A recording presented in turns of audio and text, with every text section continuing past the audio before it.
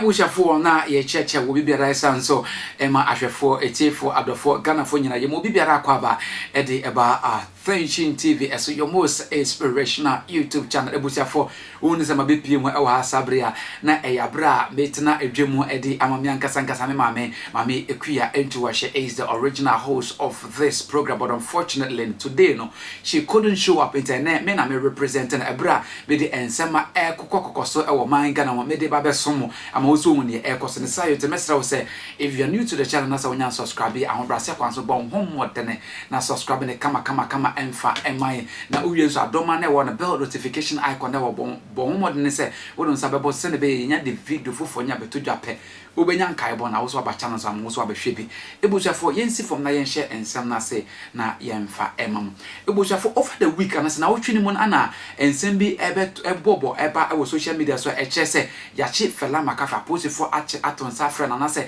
ya be peke na na kwakotwere aposifo akukumu na enya asem keto na asemu nokro na kwakwa ehu na yehu emu nokro na nei asem no nokro aba bedede nokro ne say ampa yachi fela makafo na nenam so ma yachi fela makafo ene say wa follow social media so ye pa na fela makafo oye advert e de ma product bi a eye hips product flat tummy product or ton product bi o social media na nya asem keto na product aba begidi mpa nipa bebe na wo moto products no na nyina nim say o man Ghana mu no say wo the product bi ba o man Ghana mu aba beton na say wo be produce product bi aba tonton ama manfo use a e wo say FDA Ghana Food and Drugs Board Authority no e wo say o mutimi gitum omo test no mo hwe say e yade e good a nipa betimi use na be ya nipa use a enfa ensunsanso boni bia embel nipa o me use product no na say product e ba month na say Food and Drugs Board o man nyantu na say o man tintim so a akwakwa say e ba be illegal na say Food and Drugs Board na say posifo so mu a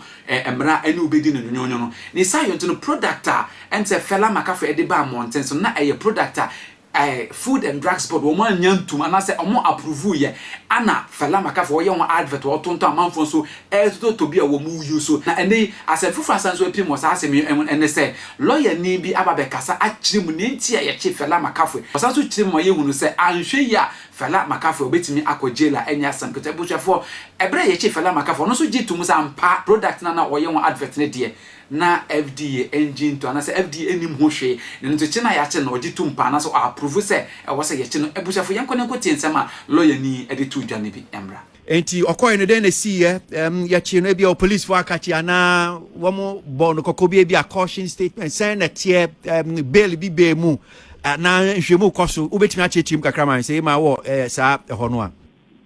Yes, please. She was arrested and granted bail. Okay. Enti kokobenya de bo no. Charges no. Yeah, bibisa. False advertising, selling of unregistered selling of unregistered products. And Patrol Mami 1 minute and share the last charge. Okay. All right. So you need imagine marking the lawyer new drama Kwesi Cranton I Spy GH247 in a din como pesi nyanti ase krata yom dia ba. Yeah. Publishing of unapproved adverts by the Food and Drugs Authority. So nyama mi saying na womo ehwe na enti CC ano police for ye hwehwemu ana. Patrol am investigations. Okay.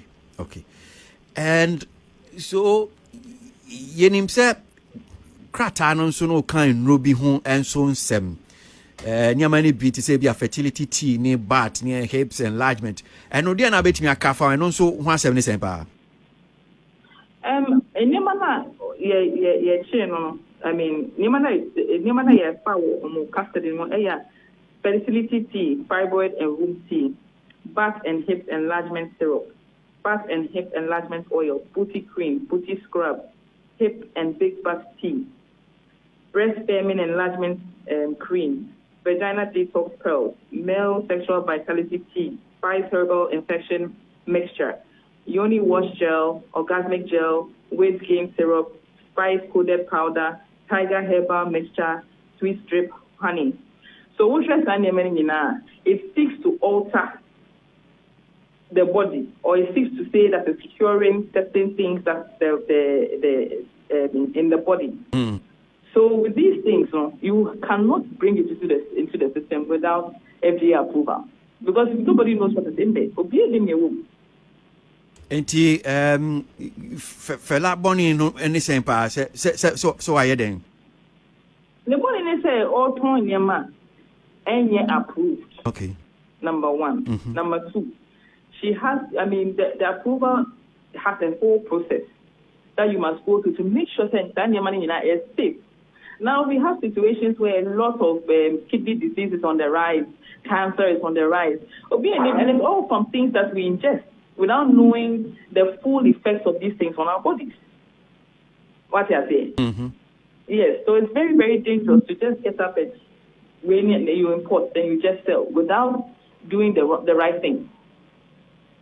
So, Diana, ebako vie, ya ye tie no, me sure say bia na ebusan say enti na because fela Makafui bia na asem aba woni ni ku asem aba wete sam na ebia we nkonkosi be bia ma yenya ntiase nia boni a wo kase wa ye na so twe at the end of the day say corner say bi odifo a anything say ehifa ne ba kosi is it the case say ejuma akosi granting wa boy we ejuma obi ka say we nko de wa boy ejuma to the extent say fela ho be kire ne pa emamra ne ni bedi na nkonkwa so twa asemba ye kan ya nkonkosi be bia nkonko be entiase, but this is in fact, let me just start first say this has nothing to do with Fela Makafui at all. It has to do with a process we are trying. Arrɛsted Counting is trying to sanitize the health sector, especially the pharmaceutical sector, in terms of normal, all those things. And it just happens that she was caught up in it at this time. However, in terms of Emrano is very, very, very strict on this thing. Just that people are not aware of it. You can be fined, you can be jailed, or both. We have to be very, very cautious when we are doing some of these things. And yes, very certain. So at the end of the day, muhuni se bia nia Fela Makafui aye die. Emrani ni bedi onya ni tri nidim. Patro hono mentiase papa. Chese bia we die sa emra bonia bia waye se na wo chire mu no bonia at the end of the day mu ye very sure pass yes emra no sa kanu a emra ni bedi. Oh yes, definitely. There's no two ways about it. Okay. And Kobana sa say yam finding no a bia betimi so di na to efiase meboa. Exactly. And sa a finding efiase no be saying that here pa. I know the course never decided. Okay. And you can not say and you say because of Fabia Fela Makafui nini kuaware ensem ya be ntina akwesi o client ni she da di fela echi but no ye na ejuma dada sana be so che. Patro Sanya menina you started there 1 year ago and after that the end it's about 6 months. And we've been doing this for some time since 2018 Samadol there about a few weeks ago, say adult thing. So there's Nana Mitch. So there's been quite a number of things going on. It just so happens that hers has blown out. Well, because maybe can say I could see granting you in sheda nimu or a wanya or just say or ye jumano and no shase. Patro daddy on if you Google Grand na YouTube, you'll see the tramadol expose in a Ebucha for sa pepe anete ha na bede ensem nyina ebesi ede mo mia bede ensem bebe mede ara energy Jacob net makra